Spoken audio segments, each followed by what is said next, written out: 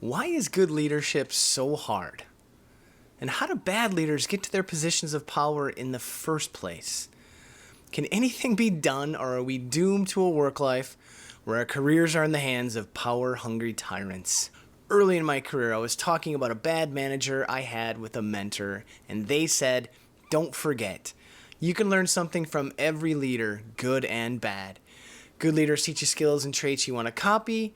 Bad leaders teach you skills and traits you want to avoid. Sifting through my notes and memories from my favorite and not so favorite leaders, I've identified my top 2 skills that I think every good leader has. So join me for this episode of Fear of Becoming Obsolete as I share these skills with you and give you some ideas on how you can embed these skills into your leadership toolbox. So grab a coffee, tea, or your favorite adult beverage and join me in exploring ways to stay relevant at work.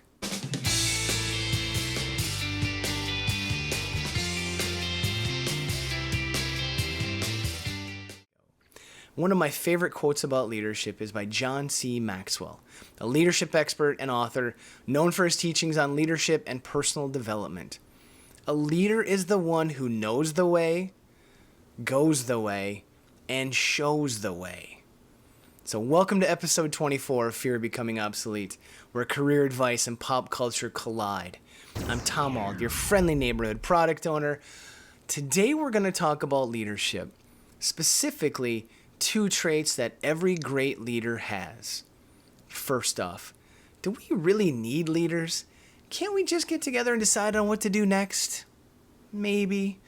But most of the time, we need somebody that is more experienced than us to take in all the information that we have, all the information that they've collected, and help us come up with a direction that'll help us be successful so that we can stay in business and we can keep our jobs. But where has leadership training gone?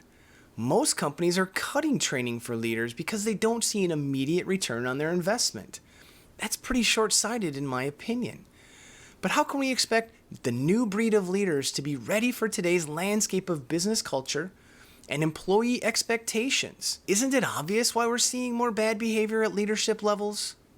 Over my career, I have seen and worked with hundreds, maybe thousands of leaders in all contexts. Global companies, family companies, for-profit, not-for-profit, faith-based, mission-based, all types, everywhere, all kinds. All great leaders, I have found, have these 2 skills: clarity and support. Clarity meaning they have the ability to provide clarity in challenging and in difficult situations. When things are unclear, when things are nebulous, they can shine the light for us to follow and for us to succeed.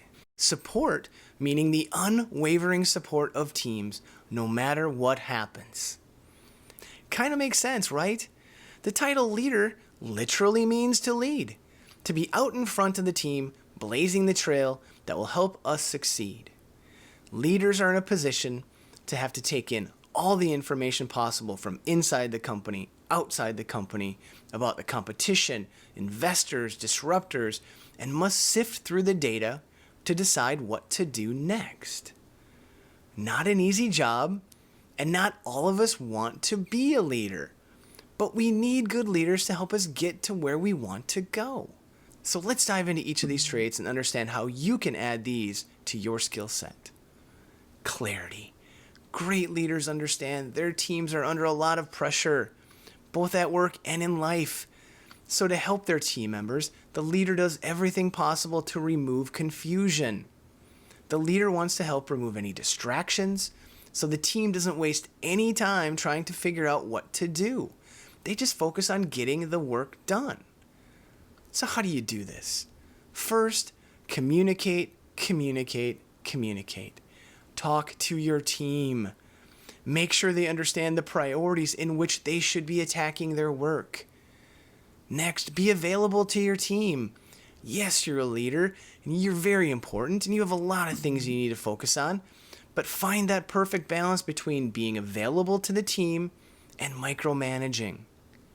And lastly, if you don't know, just ask. Ask your teams. Are you clear with what's being asked of you? Are you having any issues I can help with? Are you stuck in between two ideas and you want to talk it out? This way, you're building a team of individuals that are free to be creative problem solvers instead of mindless machines just executing a program. One technique I've developed when working with a team is that I create a communication agreement with them. We agree that you can bring anything to me at any time. When you do, let's preface the conversation. Is this a brainstorming session or is this a problem-solving session? Are we just talking through some hypotheticals? Are we in the weeds? This way, I know how to respond. Sometimes people just want to talk, and sometimes people want me to take action. This way, we both know the expectations of our conversation. We together establish clarity. So moving on to the second trait, unwavering support of your teams. This seems so basic, but it doesn't always happen. Some leaders throw their teams under the bus when something goes wrong. If I ever see that in a leader, I run in the other direction. Real leaders do the opposite. They accept all of the blame when something goes wrong and deflect all of the praise to the team when things go right. You want to build a loyal team? Show them how you will step up for them when things go wrong. Then, behind closed doors, at a time when it makes sense, you can have a deep dive with your team and understand what happened. So that way we can learn from our mistakes and we can do better next time. I hope you've all had a chance to work with a great leader. When you do, work is so much more productive and fun. If you find yourself with a great leader, study them, copy them, so that when you have a chance to become a leader, you can pass along those great traits to your team members and a future generation of leaders. You've all seen a lot of leaders. What traits have you seen that make you want to work for them? What traits repel you from a leader? I would love to hear from you. If you have a chance, if you have an idea, please put them in the comments or send me an email. So, how did we do today? Did we add any value for you? Did we miss an obvious pop culture reference or meme? Throw it in the comments. Help us be better next time. And if you did get any value, please do us a favor and like, subscribe, or share our silly little videos.